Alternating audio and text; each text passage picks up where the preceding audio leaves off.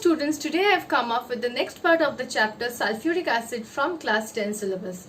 So today we will study about the various explanations regarding the various steps of the contact process. So let's start with it. The first one is we generally prefer the reaction of, the first reaction was sulfur plus O2 giving you sulfur dioxide. In this reaction we generally prefer, this is the first reason, we generally prefer oxygen over purified air. Why we do so? Because here the reaction will be taken place only with oxygen, but in purified air we have unreactive hydrogen. So a lot of heat energy will be wasted in burning the unreactive nitrogen component as well, that is present in purified air.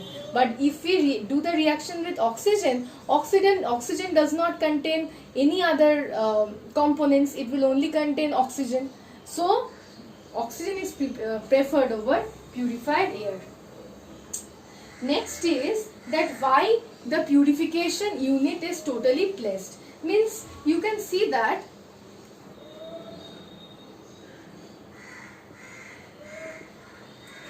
why the purification unit is kept. You can see that there are so many chambers that are kept for purification.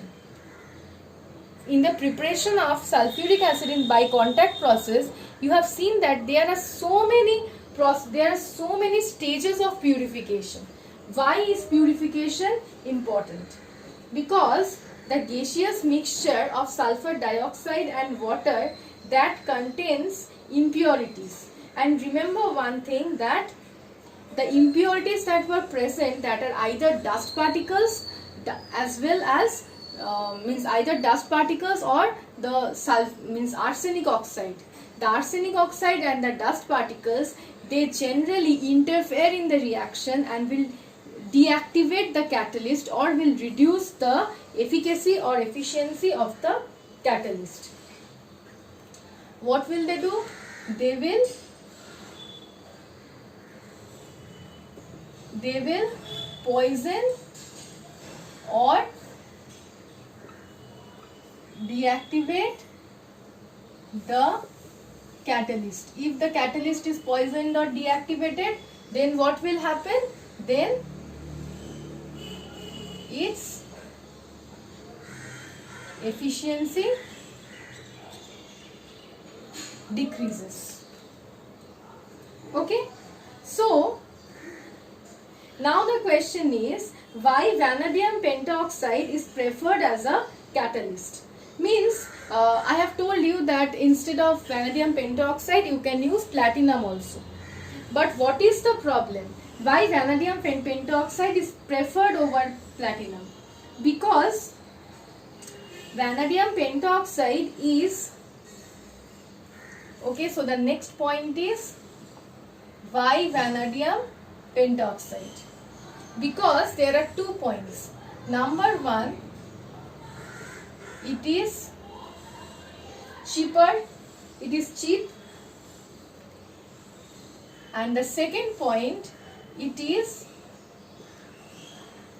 less easily poisoned by the impurities. If impurities are also present, then this catalyst vanadium pentoxide is less easily poisoned. As promoter, sometimes potassium oxide is used to increase the efficiency. Okay, now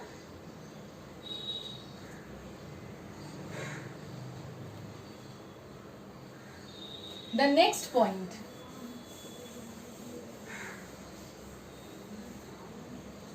Now the next point, that catalyst is only initially heated, throughout the reaction heat is not provided, catalyst is only initially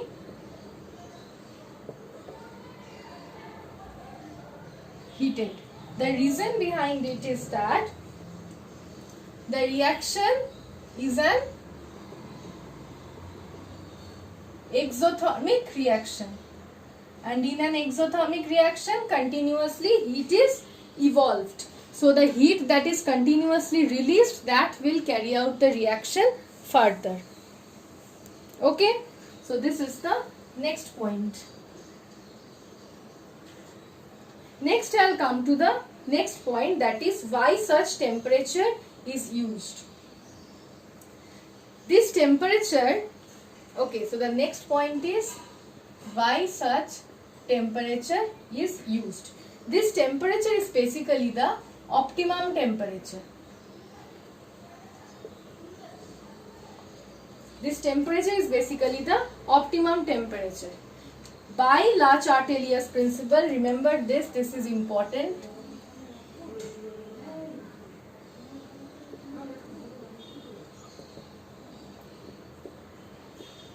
By La Chatelier's principle, if an exothermic reaction takes place, then that will favor by lowering the temperature.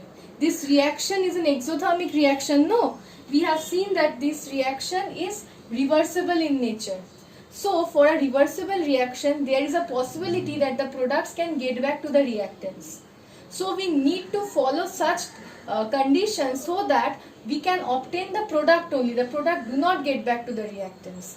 That's why for reversible reaction, La Chatelier has given a principle which is known as La Chatelier's principle. According to his principle, that if a reaction is exothermic, the forward reaction means the reaction in the forward direction, means this direction, means towards the product. The forward reaction will be favored only by lowering the temperature if the reaction is exothermic. But here, if very low temperature is given, then it is seen that the reaction becomes very slow. That's why we have kept an optimum they have kept an optimum temperature of 450 to 500 degrees Celsius. Okay. The next one is why such 1 to 2 atmospheric pressure value is given. Because this also will follow the La Chatelier's principle, because according to him, you have seen the reaction. I am doing the showing the reaction again. SO2 plus O2 giving you SO3. In class 2 SO3, 2 SO2. In class 10 you have studied about mole concept. You see that there are 2 SO2 and 1 O2, means the total reactants, if I consider this as if I consider this as 2 volume and this as 1 volume, then the total reactants volume will be 3 volume, and you can see in the product we only have 2 volume. So the reaction is basically proceeding with a decreasing volume, decrease in volume. Reactant has 3 volume and product has 2 volume. So basically there is a decrease in volume. The reaction is proceeding with a decrease in volume. If the reaction proceeds with a decrease in volume, then the pressure given should be high. If a reaction continues with a decrease in volume, then the pressure provided should be high. But it is seen that very high pressures cause damage to the lead pipes or the acid resisting towers, and that would result, very high pressure would also result in the decomposition of the catalyst, which is vanadium pentoxide.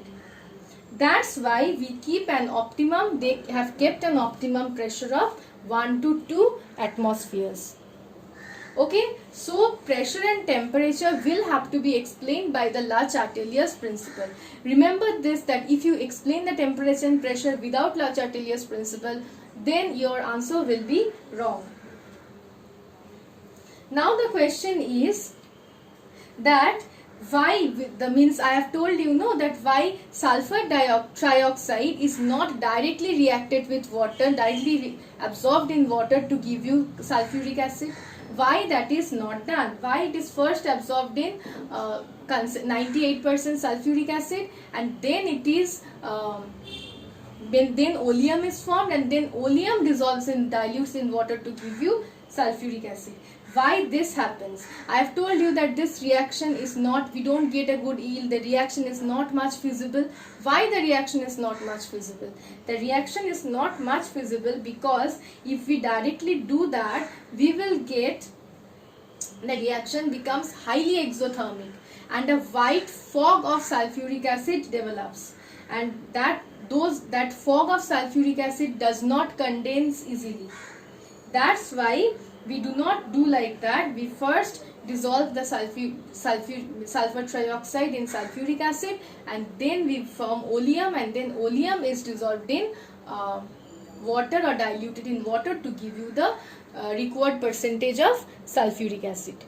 That's why we do not directly do that. Okay, so these are the reasons why the various stages of contact process are done in this way. Now the question is dilution of acid.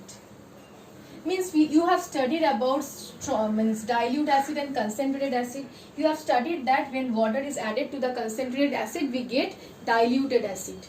So the question is, will you, for dilution of acid, for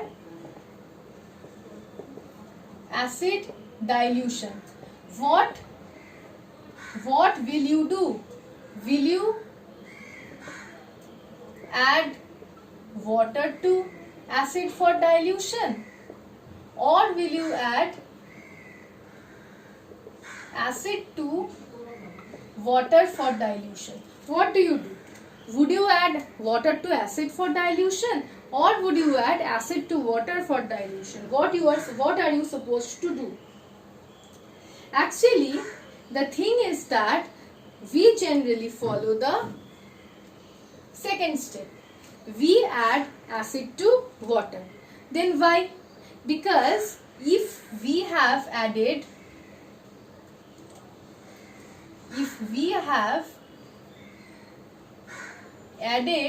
water to acid, then immediately there is a sudden rise in temperature. There will be a sudden rise in temperature, and since the acid is present in bulk, see, if we are adding water to acid, then acid is mainly present. No, we are adding water from outside. So acid is in bulk, the acid present in the beaker will spurt out. Okay, that's why we add acid to water. When we add acid to water, there is also an increase in temperature, but water is present in bulk. So when water is present in bulk, the water is not that reactive. No, it won't spurt out, or it won't explode. So nothing of that sort will occur. That is why the heat of this reaction is already dissipated or released in the water which is present in bulk. So we generally add acid to water. Now another very important point, that we cannot 100% concentrate sulfuric acid by distillation. We cannot prepare 100% sulfuric acid by direct distillation or boiling. Why? Because at 338 degrees Celsius, which contain 98.5% sulfuric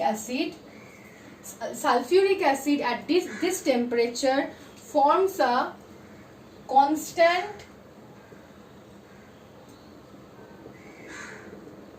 boiling mixture. Means if we continue to boil like this, then what will happen? If we continue to boil like this, then it will boil, but the composition the composition, that is acid and 1.5% water, that composition won't change. So it is of no use of boiling this acid beyond 338 degrees Celsius. At 338 degrees Celsius, where we get 98.5% sulfuric acid forms constant boiling mixture.